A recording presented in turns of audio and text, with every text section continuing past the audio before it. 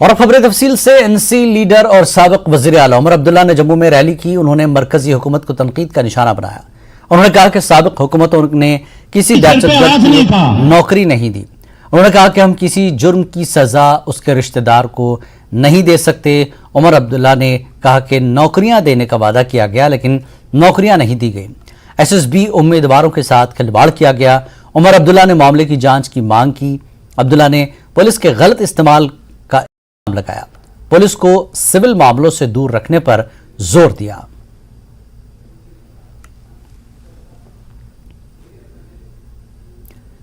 DPAP के सदर गुलाम नबी आजाद ने मरकजी हुकूमत के काम की तारीफ की, जिसकी वजह से मिलिटेंसी, पथराव और अमन कानून के दीगर वाकयात में कमी आई। साथ ही आजाद ने हुकूमत पर बेगुनाहों को झूठे मुकदमात में फंसाने का इल्जाम लगाया। उन्होंने कहा कि दहशतगर्दी से निपटने के लिए हुकूमत के किसी इकदाम के खिलाफ नहीं, लेकिन अगर किसी को झूठा इल्जाम लगाकर जेल की सलाखों के पीछे डाला जाता है तो उसके खिलाफ है। इससे हुकूमत की जानिब से अमन व अमान की बहाली के लिए किए वाले इक़दामात मुतासिर होंगे। अनंतनाग में पार्टी कन्वेंशन से खिताब करते हुए आज़ाद ने हुकूमत के इस दावे पर तनकीद की कि जम्मू कश्मीर में हालात अब मामूल पर आ चुके हैं। उन्होंने कहा कि अगर कश्मीर में हालात मामूल पर हैं तो बीडीसी, डीडीसी और पंचायत मेंबरान को क्यों आज़ादाना नक्ल हरकत की इजाज़त नहीं है और जम्मू कश्मीर में इंतखाबात क्यों नहीं कराए जा रहे हैं। और मरकजी सरकार ने कुछ अच्छे इकदामात उठाए कि आज रियासत में न होने के बराबर मिलिटेंसी है, आज रियासत में न होने के बराबर हड़तालें हैं, आज रियासत में न होने के बराबर स्टोन पेल्टिंग है। लेकिन उसके साथ साथ ये दो बीच में चीजें होती हैं।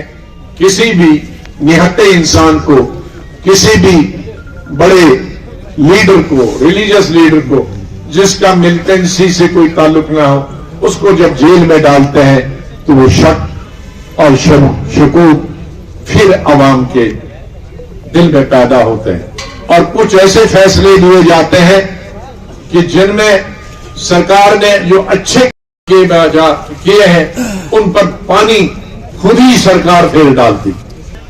अगर हालात ठीक हो गए होंगे, अगर इलेक्शन करना है तो सरपंच से लेकर बीडीसी मेंबर से लेकर डीडीसी मेंबर से लेकर साबका एमएलए तक, ब्लॉक प्रेसिडेंट तक, डिस्ट्रिक्ट लेवल के प्रेसिडेंट तक, वो मेरी पार्टी का, एनसी का हो, दूसरी किसी पार्टी का हो, उसे वो घूमने फिरने कैंपेन करने की इजाजत दी जाए।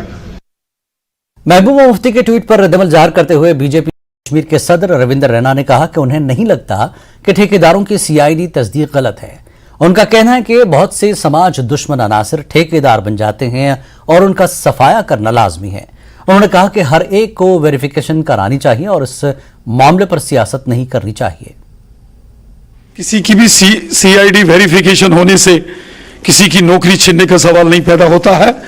बहुत सारे ऐसे असामाजिक तत्व जो समाज के अंदर खराबी करते हैं, जिनका हिस्ट्री शीटर्स के नाते पुलिस स्टेशंस के अंदर जिनकी का जो करेक्ट ठीक नहीं है, अगर उनकी वेरिफिकेशन होती है तो इसमें क्या दिक्कत है? तो क्या कहेंगे वो टारगेट कर रही है? देखिए, हर मामले में राजनीति ठीक नहीं रहती। एलजी मनोज सिन्हा ने श्रीनगर में जारी सारस मेले की तकरीब में शिरकत की। एलजी ने इस मौके पर उम्मीद से रोजगार के नाम से एक मैगजीन जारी किया। प्रोग्राम से खिताब करते हुए एलजी ने मुल्क की तरक्की में खवातीन के किरदार को सराहा।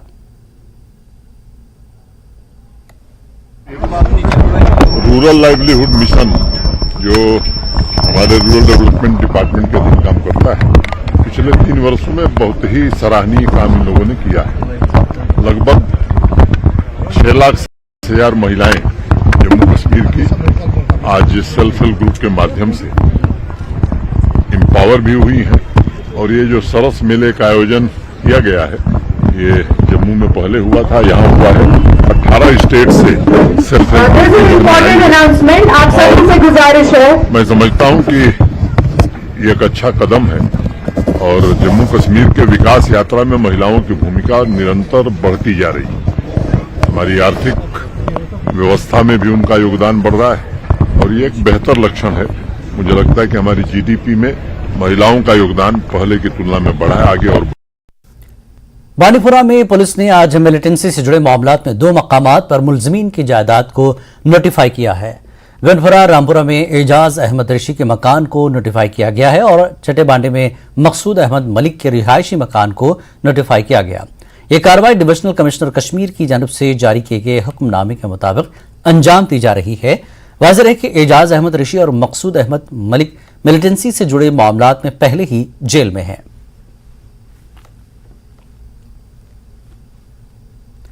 जम्मू कश्मीर यूटी इंतजामिया ने मकामी ठेकेदारों को जारी किए गए लाइसेंसों की दोबारा तस्दीक का हुक्म दिया है। ठेकेदार मुलाजिमों ने इस मसले पर तशवीश का इजहार किया है। हमारे assistant news editor Parvez Bhat ने hot mix plants owners association के सदर बशीर अहमद खान से बातचीत की। बशीर साहब, आपसे जानना चाहें कि जो सरकार के आदेश आए हैं कि सीआईडी वेरिफिकेशन होनी चाहिए, अब प्रॉपर जो कार्ड होल्डर्स हैं, कंट्रैक्टर्स, क्या कहना चाहेंगे आप इसके बारे में और क्यों खदशात हैं आपको कि काफी सारे ठेकेदार जो हैं वो इससे इफेक्ट हो सकते हैं? देखिए परवेज साहब, मैं बड़ा मशकूर हूँ कि आपने मुझे दावत दी इस मामले में जवाब देने के लिए, क्योंकि ये इशू ऐसा है कि 100 साल से यहाँ कंस्ट्रक्शन बिजनेस में लोग जुड़ रहे हैं। 100 साल ये 30 साल देखेंगे हम जो नामसाइद हालात थे कश्मीर में, तो उसकी वजह से बेरोजगारी पैदा हो गई। पढ़े लिखे नौजवानों को कोई दूसरा ऑप्शन नहीं था, तो उन्होंने जानबूझ के इस ऑप्शन को सिलेक्ट किया, क्योंकि ये सरकारी काम थे, सरकार के साथ जुड़ना था, तो उन्होंने इसको ऑप्ट किया।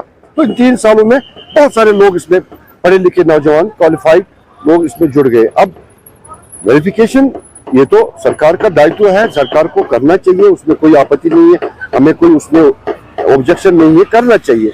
क्या प्रॉपर तरीके से कार्ड हुए हैं उसमें कोई, लेकिन मैं एक सवाल पूछना चाहता हूँ एडमिनिस्ट्रेशन से, क्या जो ये वेरिफिकेशन इस आधार पे हो रही है उससे उनकी रोजगार को कोई हिट तो नहीं कर रहा है? क्या अगर उनके साथ इस वक्त वो किसी चीज के साथ मुंसलिक है या कोई चीज के साथ वो इन्वॉल्व है तो वो एक बात है, लेकिन अगर कोई उसका पिछला रिकॉर्ड है, कुछ है, तो मेरी ये गुजारिश है, मैं रिक्वेस्ट कर सकता हूँ एडमिनिस्ट्रेशन से, एलजी साहब से, कि वो ये देखे कि न्याय करे। क्या ये सही मौका है? उनको इतने समय हो गया, इतने साल हो गया इस पेशे के साथ, उन्होंने काम किए, उन्होंने टैक्स किया, तो क्या ये सही मौका है उनको डीलिस्ट करने का? अगर वो एनलिस्ट हुए हैं, प्रॉपर तरीके से हुए हैं तो ठीक है, लेकिन सरकार को चाहिए कि इस तरफ से भी उनको ध्यान जाना चाहिए। खुसूसन मैं एलजी साहब से गुजारिश करता हूँ कि ये डीलिस्ट करना, मुझे नहीं लगता है कि उनको आप फिर किसी चीज में धकेल रहे हैं। यही हमारा रिजर्वेशन हमारी है, पूरी जो ठेकेदार समुदाय है उनका यही रोल है कि सरकार के जितने भी प्रोग्राम है विकास के, इस वक्त स्मार्ट सिटी के द्वारा, दूसरे प्रोजेक्ट्स के द्वारा सारे लोग उसमें जुड़ रहे हैं, सरकार के काम आसान हो रहे हैं, सरकार ज्यादा से ज्यादा इन्वॉल्वमेंट, सरकार को प्रोग्रेस मिल रही है। लेकिन अब अगर ये तो चिंता का विषय है, सारे लोगों में चिंता है कि वेरिफिकेशन, पुलिस वेरिफिकेशन, अगर हर समय हर साल अदा हो रहा है, जीएसटी अदा हो रहा है, काम हो रहे हैं, फैक्ट्री वर्क्स हो रहे हैं, उनको बराबर उनको वो सर्टिफिकेट्स मिल रही है कि हाँ आपके काम बराबर उसी उदाहरण पर हो रहे हैं जिस उदाहरण पर उन्होंने यूटी सरकार ने नए नए रूल्स निकाले, तो हम तो उसके साथ है, हम उसमें कोई हमारा ये रिजर्वेशन नहीं है, हमारा कोई मतलब बेसुकूनी नहीं है। सुकून हमारा ये है कि सरकार निकाले विकास के काम, जितने भी वो चाहे निकाले, हम उसमें पार्टिसिपेट करें, लेकिन वो जितना वो अपने तरफ से रूल्स रखे, हमारी भी रिजर्वेशन रखे, हमें वक्त पर पैसे मिलने चाहिए। ज्यादा से ज्यादा लोग अगर इसमें जुट जाएंगे, कार्ड ले लेंगे, तो बेरोजगारी खत्म हो जाएगी। यही हमारा विषय है कि वो बेरोजगारी को खत्म करने के लिए सरकार बराबर वो निकाल रहे हैं, उनके अपॉर्चुनिटीज प्रोवाइड कर रहे हैं लोगों को कि इस पेशे में वो जुट कर वो अपने रोजगार हासिल कर। बताया जा रहा है कि जिन कॉन्ट्रैक्टर्स के कनेक्शंस पाए जाएंगे बिल्डर्स के साथ, उनकी पेमेंट्स वगैरह भी रोकी जाएगी। देखो इसमें 2 चीजें हैं, एक तो प्रीवियसली किसका कनेक्शन था, किसका रिलेटिव था, वो तो हो गया। अगर प्रेजेंटली तो सरकार तो वो चीज देख सकती है, सरकार के पास उतना वो है राइट कि वो देख सकते हैं कि प्रेजेंटली एक काम भी कर रहा है, दूसरी चीजें भी उसमें साथ मिल रही है। लेकिन हम वो नहीं कह रहे कि वो ना करे, सरकार करे इन्वेस्टिगेशन, मतलब सारी चीजें देखे, लेकिन जो पुराने अगर उसमें हमारे जो काम करने वाले, जो हमारी इंफॉर्मेशन है कि 300-400 लोगों का नाम इसमें आ रहा है, वो देखे कि क्या वो करंटली इन्वॉल्व है या लास्ट टाइम 10 साल पहले, 15 साल पहले, 15 साल पहले अगर उन्होंने छोड़ दिया है या किसी चीज में वो इन्वॉल्व नहीं रहे तो उनको कंटिन्यू करने के लिए सरकार के पास ये ऑप्शन होना चाहिए कि उनको let them continue to this business, क्योंकि उनके पास फैमिलीज है, they are supporting their family. सरकार पहले जो सरकारें हमारी थी उन्होंने एक रिहेबिलिटेशन का प्रोग्राम बनाया था, एक निकाला था। उस रिहेबिलिटेशन में उन्होंने सब लोगों को आमंत्रित किया था कि आप जुड़ जाइए, मुख्यधारा में काम करिए, अपना रोजगार कमाइए। तो लोगों ने उस उदाहरण पर अगर वो काम किए होंगे तो उसमें तो सरकार को देखना चाहिए क्या ये प्रेजेंटली मामला है या प्रीवियस का मामला है। तो दोनों तरफ से हमारी रिजर्वेशन है, रिक्वेस्ट है सरकार से, एलजी साहब से कि वो देखे कि क्या सही है और क्या गलत। शुक्रिया। न्यूज अपडेट में एक बार फिर आपका इस्तकबाल है। बीजेपी जम्मू पार्टी हेडक्वार्टर में एक रोजा बेटी बचाओ बेटी पढ़ाओ पर वर्कशॉप बात किया गया। बीजेपी जम्मू कश्मीर सदर रविंदर रैना और जम्मू खित्ते के मुख्तलिफ अजला से बीजेपी खवातीन कारकुनान की बड़ी तादाद ने शिरकत की। रविंदर रैना ने कहा कि बेटी बचाओ बेटी पढ़ाओ अभियान के जरिए बीजेपी विंग जम्मू कश्मीर में खवातीन को इंसाफ फराहम करने के लिए दिन रात काम कर रहा है। गरीब खवातीन की मुख्तलिफ तरीकों से मदद भी कर रहे हैं। माननीय प्रधानमंत्री नरेंद्र मोदी साहब के इस मिशन को इन्होंने आगे बढ़ाया है। मेरी इन सबको ढेर सारी बधाई और शुभकामनाएं हैं। ये बहनें निस्वार्थ भाव से काम करती हैं, सेवा भाव से काम करती हैं और एक परमार्थ का काम समझकर जो बहुत परेशान प्रताड़ित, जो हमारी मातृशक्ति कहीं कोई इनजस्टिस होता है वहां ये पहुंचती हैं और प्रशासनिक अधिकारियों से मिलकर लेफ्टिनेंट गवर्नर साहब से, महिला आयोग से, तो वो वहां इंसाफ दिलाती हैं। और इन्होंने बहुत अच्छा काम किया है पिछले वर्ष। गरीब बेटियों की पढ़ाई में इन्होंने बहुत बड़ा योगदान ये देती हैं, स्वयं से मिलकर भी और प्रशासन से भी मदद दिलाती हैं। और वहीं जो गरीब परिवारों की बेटियों की शादियां होती हैं ये बहनें मिलकर स्वयं से भी और प्रशासन से सहयोग लेकर भी ये बहनें गरीब बेटियों के लिए बहुत मदद करती हैं। सेंट्रल ब्यूरो ऑफ कम्युनिकेशंस वजारत इत्तलात व नशरियात की जानिब से 2 रोजा आउटरीच प्रोग्राम मुनक्किद किया गया। प्रोग्राम का इफ्तिताह ब्लॉक डेवलपमेंट अफसर अरनिया रजनीबाला ने किया। प्रोग्राम का मकसद हुकूमत की मुख्तलिफ स्कीमों की तशहीर करना है जो मुख्तलिफ महकमों के जरिए लागू की जा रही हैं।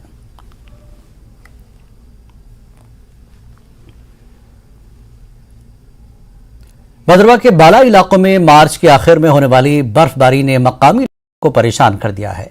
बर्फबारी से बागबानों को नुकसान होने का अंदेशा है और तलबा को अचानक सर्दी की लहर का मुकाबला करना मुश्किल हो रहा है। इंतजामिया ने एडवाइजरी जारी की है। लोगों से कहा गया कि वो बर्फानी तोदे की शिकार इलाकों के करीब न जाए और भद्रवा बिशोली पठानकोट और भद्रवा चंबा बैन रियासती सड़कों पर गाड़ियों की आमदरफ्त को भी रोक दिया है। काश्तकारों खुसूसन फल काश्तकारों ने दावा किया कि 20 मार्च को इन इलाकों में तवील अरसे के बाद बर्फबारी हुई है जिससे वो मुतासर हुए हैं। इससे जो है हमारा काफी नुकसान है क्योंकि बारिश की तो बहुत ज्यादा जरूरत थी, लेकिन जो बर्फबारी हो रही है इससे काफी नुकसान है। को फूल आ रहे थे, बादाम को फूल आ रहे थे, बहुत सारे पौधे हैं जो आजकल फूल दे रहे थे, तो इनसे जो है बर्फ से वो गिर रहे हैं, तो इससे जो है बड़ा नुकसान हो रहा है हमारा। हम अपनी क्लास अटेंड कर रहे थे बारिश में जाकर और आज बर्फ पड़ रही है, इससे हमें काफी नुकसान हो रहा है। हम अपनी क्लास अटेंड नहीं कर पा रहे हैं। इंक्लीमेंट वेदर के चलते इस समय हमारे जाई एरिया में, हमारे चंबा वाले एरिया में, चंबा को जो रोड जाता है हमारा जो पदरी से होता हुआ, हमारे गुलडंडा से ऊपर वाला एरिया, सिमिलरली भलेसा में हमारे झुल्लू बटमास वाले इलाके में काफ़ी बर्फबारी इस समय विटनेस की जा रही है। हमारी तरफ से लोगों को यही एडवाइजरी है कि ऐसे एरियाज को ट्रैवल अवॉइड करें। इस हम रेगुलरली अपने नंबरदार, चौकीदार और बीजीज के साथ भी इन टच हैं ताकि वो एक असेसमेंट करते रहें और हमारे को असेस करके एरिया की इन्फॉर्मेशन दे रहे हैं और उसी तरह से हम अकॉर्डिंगली हम एक्ट करेंगे। फिलहाल पदरी रोड भी बंद है और हमारी गुलडंडा से थोड़ा सा ऊपर अगर जाएंगे तो वो भी रोड बंद है। हम बीकन अथॉरिटीज के साथ इन टच है, रोड मेंटेनेंस अथॉरिटीज के साथ भी इन टच हैं। हमारे नाल्टी के ऊपर चेक पॉइंट है और अकॉर्डिंगली हम कन्वे कर रहे हैं। बस्ती में हमारा एक और चेक पॉइंट है, हम कन्वे कर रहे हैं उन चेक पॉइंट्स के थ्रू कि आप अवॉइड करें इन एरियाज में ट्रेवल करना इस समय। पुंछ के अपने 2 रोजा दौरे के दूसरे दिन principal secretary skill development Asgar Samoon ने ITI पुंछ में कायम नई लेबोरेटरी का इफ्तिताह किया। मौके पर director skill development Sudarshan Kumar और deputy district development commissioner Poonch Inderjeet भी मौजूद थे। इस मौके पर असगर सामुन ने पुंछ ITI के काम की तारीफ करते हुए कहा कि ये जिले का सबसे बड़ा और बेहतरीन इदारा है और हम इसे मजीद बेहतर बनाएंगे। करते हो और इसके साथ साथ इसके अलावा short term courses back to village के हैं, जो सेल्फ हेल्प लड़कियों के हैं, डेयरी टेक्नोलॉजी का कोर्स जहाँ हम खड़े हैं इसको एक्टिवेट कर दिया है। इसके साथ साथ जो इंफ्रास्ट्रक्चर की कमी है यहाँ पे, हॉस्टल की कमी है, हॉस्टल बनाएंगे, वर्कशॉप की कमी है, वर्कशॉप बनाएंगे नहीं जो सिंगल स्टोरी है। और उसके साथ साथ मैंने DC साहब से शुक्रिया भी किया है, हम एक ड्राइविंग इंस्टीट्यूट यहाँ बनाएंगे, ड्राइवर ट्रेनिंग इंस्टीट्यूट। इसके लिए 100 कनाल जगह ये दे रहे हैं, DPR बनाया हुआ है इन्होंने, तो उसके लिए भी हम फंडिंग करेंगे। और जगह से भी ये डिमांड आ रही है, तो मैं रिक्वेस्ट करता हूँ DC साहब से, यहाँ पे ड्राइविंग वगैरह के लिए हमने सिमुलेटर वगैरह लगाया है। यहाँ पे 2 लेबॉर्ट्रियाँ नई इन्होंने शुरू कर दी हैं, ICT लैब्स भी है और ड्राइविंग इंस्टीट्यूट की वो लैब भी है। तो इस सब को हमने इन बच्चों के लिए वक़्फ़ कर दिया है, डेडिकेट कर दिया है। यहाँ पे संख्या भी काफ़ी है, बच्चे 1000 बच्चे हैं यहाँ पे, लगभग 1000 बच्चे हैं। यहाँ पे बच्चे आते हैं, डिस्ट्रिक्ट हेडक्वार्टर है, यहाँ पे SBDU भी हम बनाएंगे, स्मॉल बिजनेस डेवलपमेंट यूनिट, जिसमें हमने वो बिज़नेस का के लिए जो एस्टेब्लिश बच्चा अपना सेल्फ एम्प्लॉय कर सकता है, अपना बिजनेस शुरू कर सकता है, उसकी हैंड होल्डिंग होगी, गाइडेंस होगी 2-3 साल तक उनको, उस पर हम लोग। न्यूज अपडेट में फिलहाल इतना ही। आदाब।